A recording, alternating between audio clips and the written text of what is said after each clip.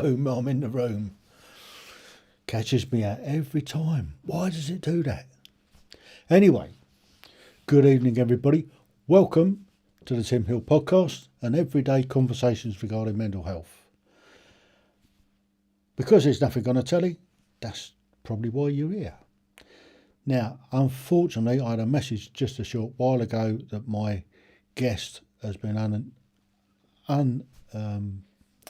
unbelievably detained and cannot make the show this evening. So it's just me. I'm going to keep it fairly short and sweet tonight. I am going to talk about, I think what I'm going to talk about tonight is PTSD, post-traumatic stress disorder, because that's becoming fairly out there at the moment. Lots of people that I've been speaking to have got some form or other of PTSD. So, well, didn't mean to do that. So we'll have a look at what PTSD is. We'll just have a conversation about it, just because we can. It's just me. I was hoping to get somebody else, but it's not going to happen. So, bit of housekeeping then. Coming to you live from the old Heale Manor. And did you know that I'm a best-selling author on Amazon Books? Yep, I collaborated with about 16 other or 15 other hosts on a platform we use called Podmatch. And it went to number one. And I think it's still somewhere up there. What they do is anybody that signs up for Podmatch, they get one of these books. Podmatch is where I find all my guests. Evening, Keith. My guest didn't turn to. I had a message a little while ago saying they've been detained. They can't turn up, unfortunately. So we'll get her back on another time. So I was just going to have a chat about post-traumatic stress disorder. Oh, that's from last week. I haven't updated it. See, I've been so busy with other stuff, I've not updated it. So what we're trying to do is, say every Tuesday we have a live quiz, a live awesome quiz that goes out. This coming week is going to be all about food and drink. So get your thinking caps on about food and drink. Again, it was like this week's quiz, fairly easy. It should be fairly easy if you're into food and drink. This show is all about mental health and taking the stigma out of the mental health. It's all about making conversations around mental health comfortable. So that's what we're going to talk about this evening. So, boom, there we go. Oh, that was from last week. In fact, yeah, I know what those codes are. Remember Scott, his daughter, Down syndrome daughter, died in hospital through negligence. So that's the links for that particular that show, and they're in the show notes from last week. So this week then, I'm not clicking all the wrong things here. Yeah, I know what to do. I know how to do that, and then do that. So then you've got me. Right. Post-traumatic stress disorder then, it comes in many different forms.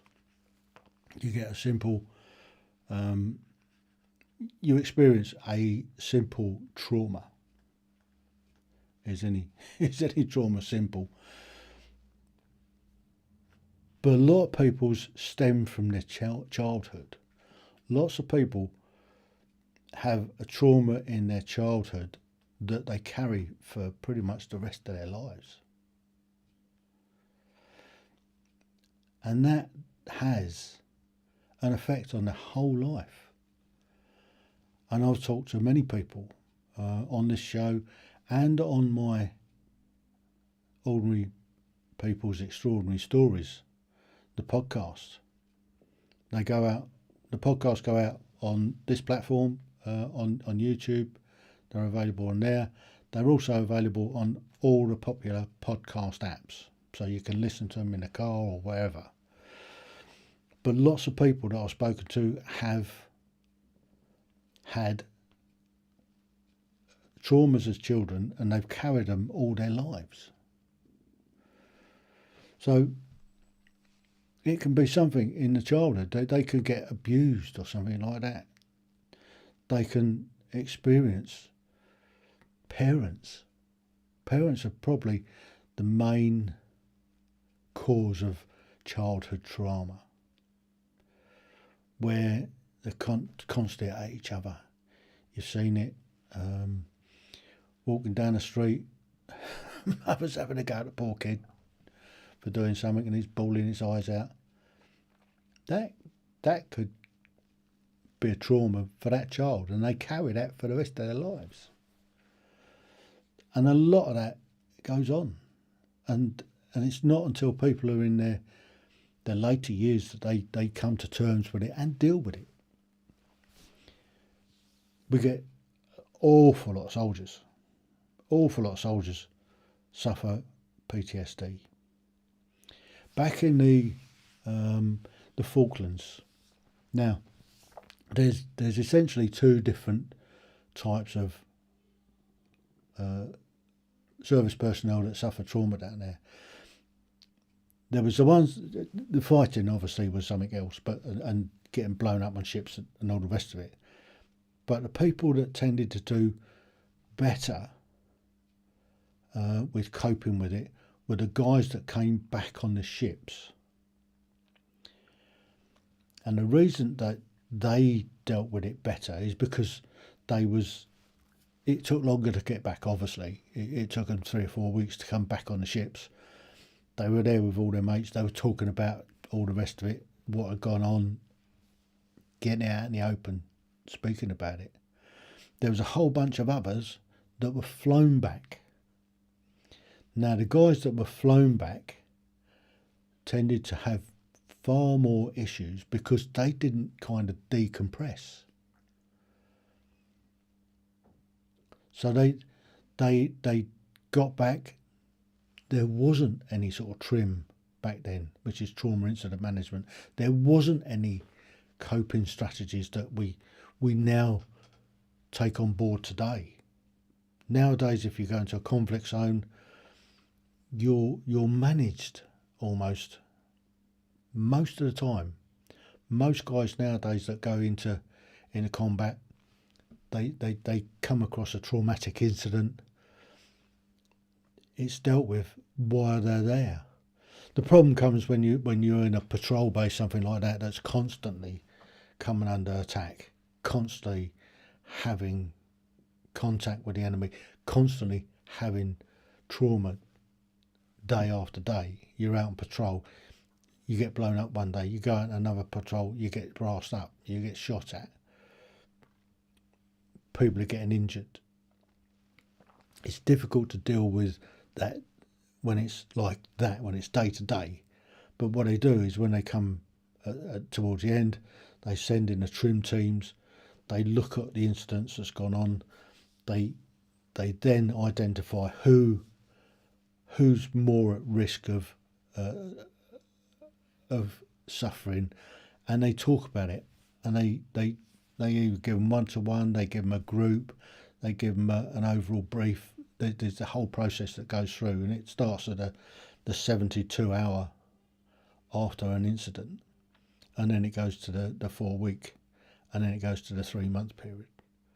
And any time during there that somebody's suffering with not being able to sleep, not being able to eat, constantly going over what happened in their minds and all the rest of it, then they can be then signposted on to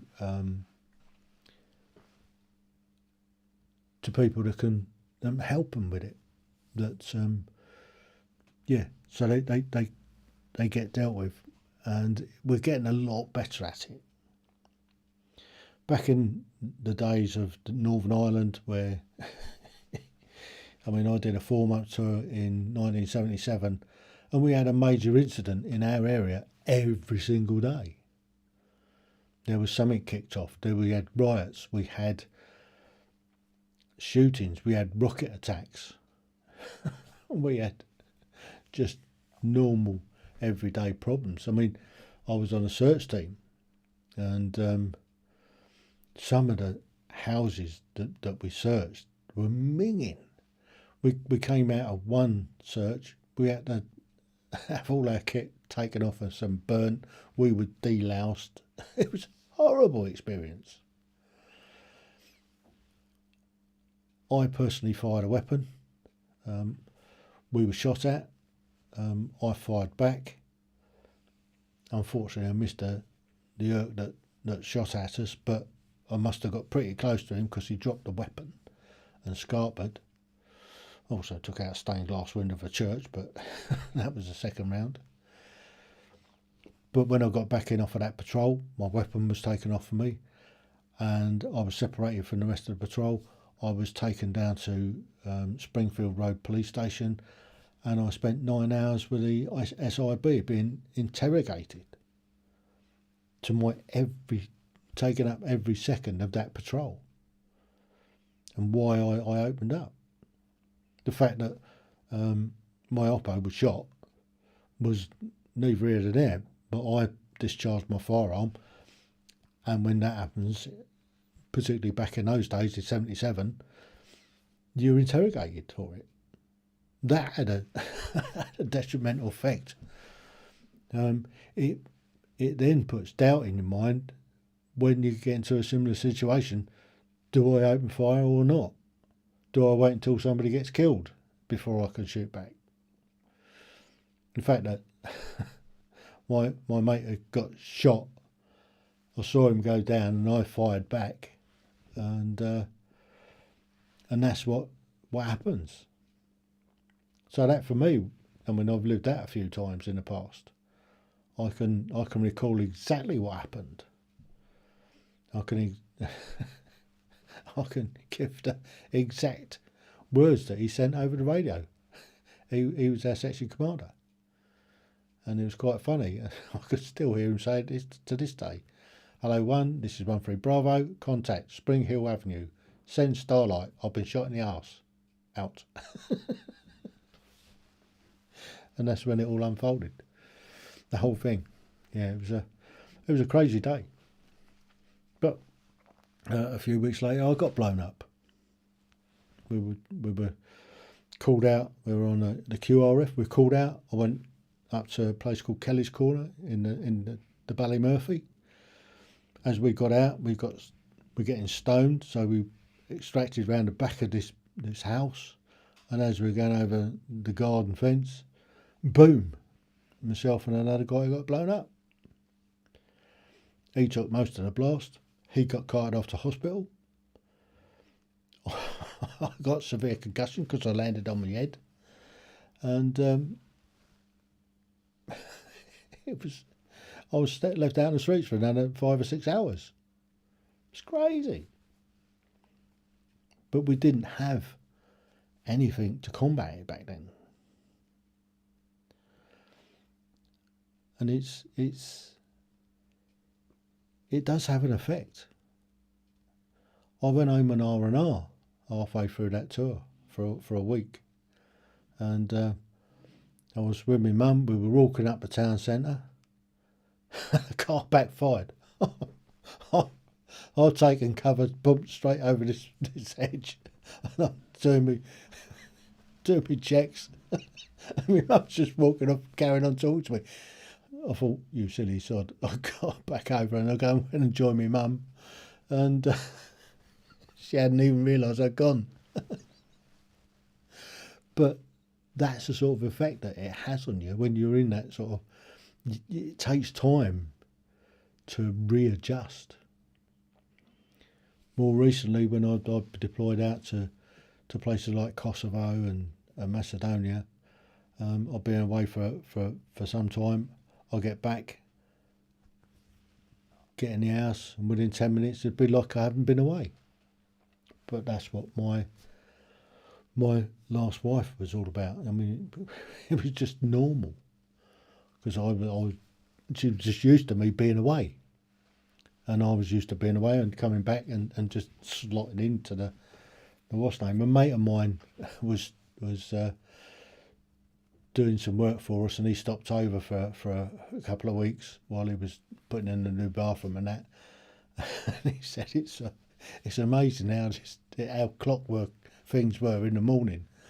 So he'd sit back with his mug of tea and watch what was going on.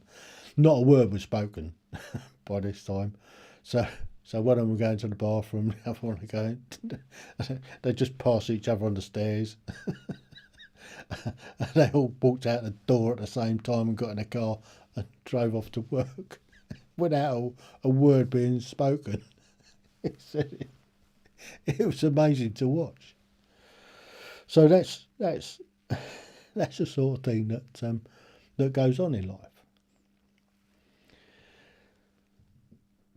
So, post-traumatic stress disorder can come in a varied ways.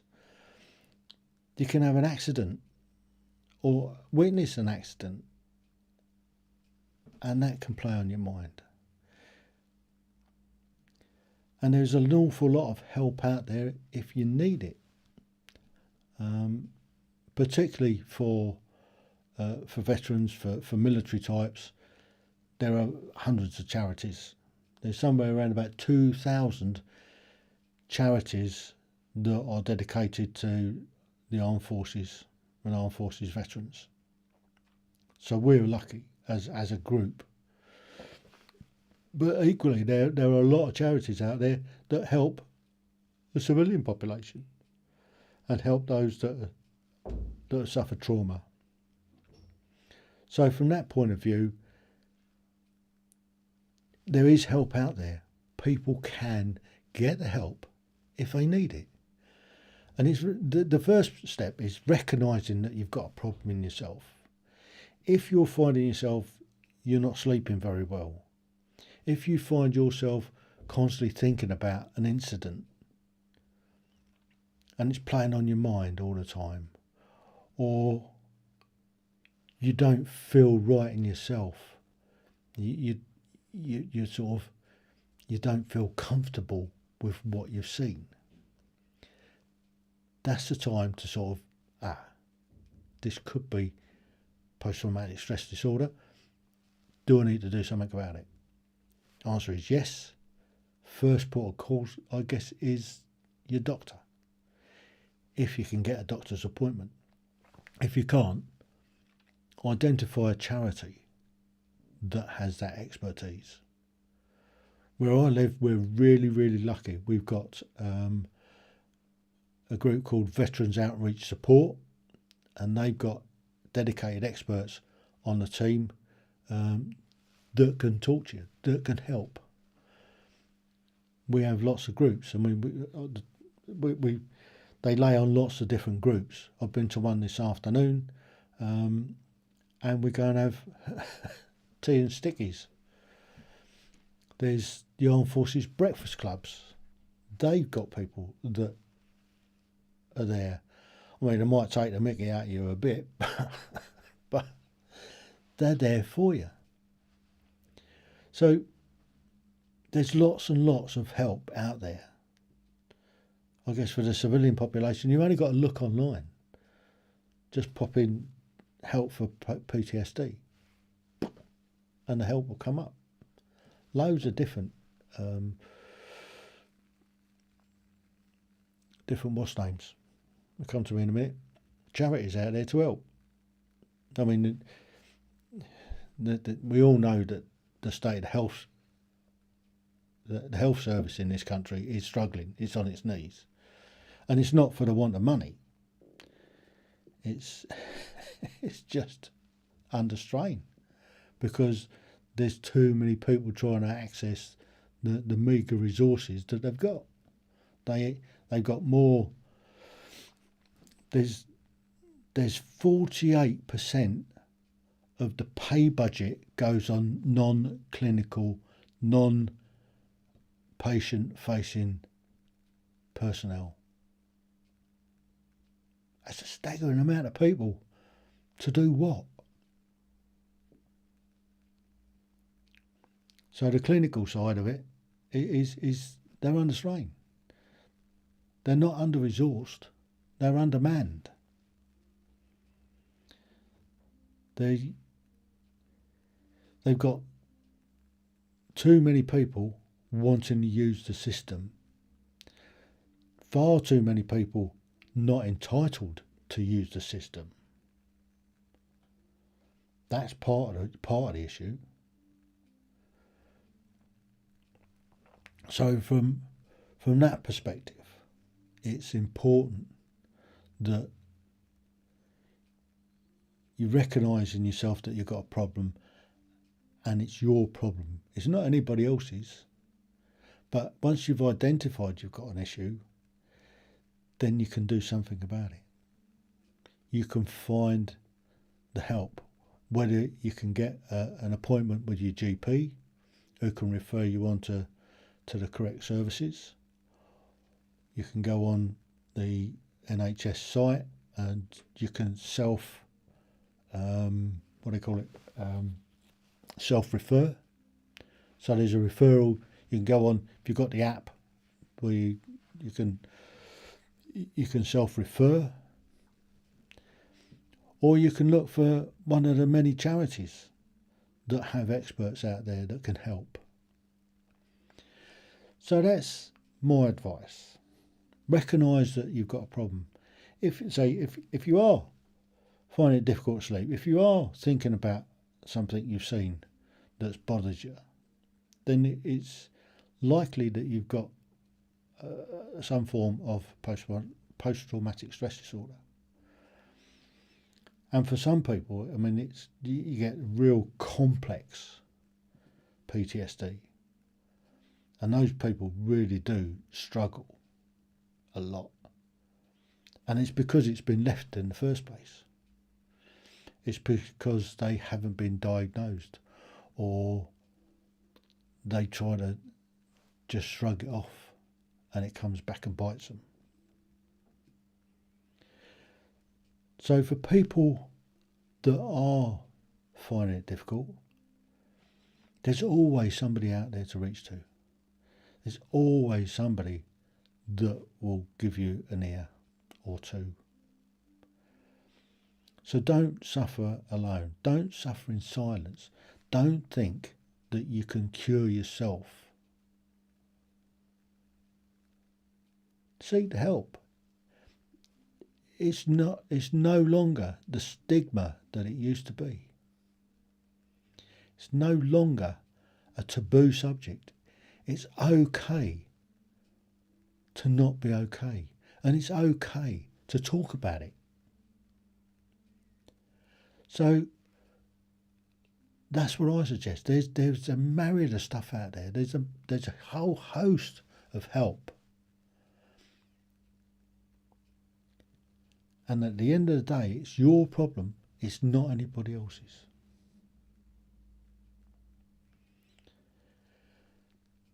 So hopefully, I've got another guest lined up for next week.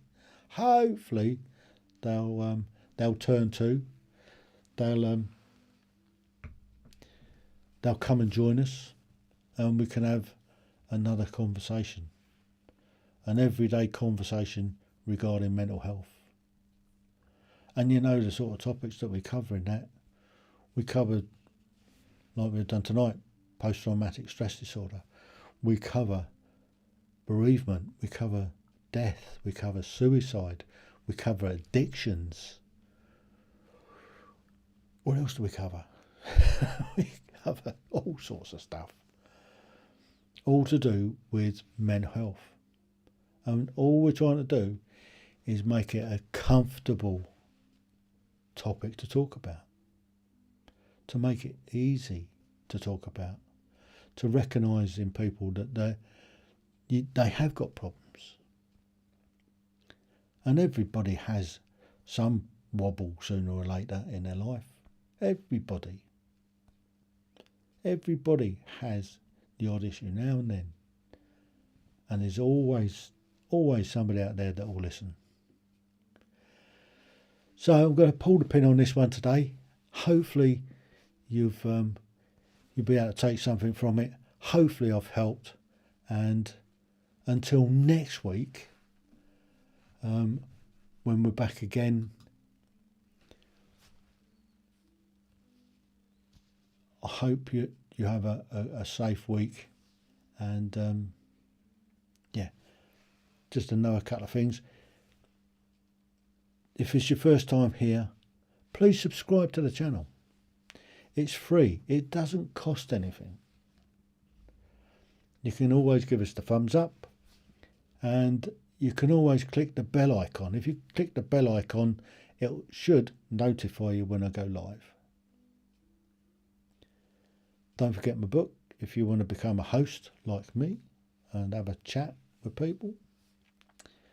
And because there's nothing on the telly, you can always tune into here. And I've got hundreds of episodes that you can look back on. So from me, from the Heale Manor, thank you for being there. So till next time, TTFN. Ta-ta for now.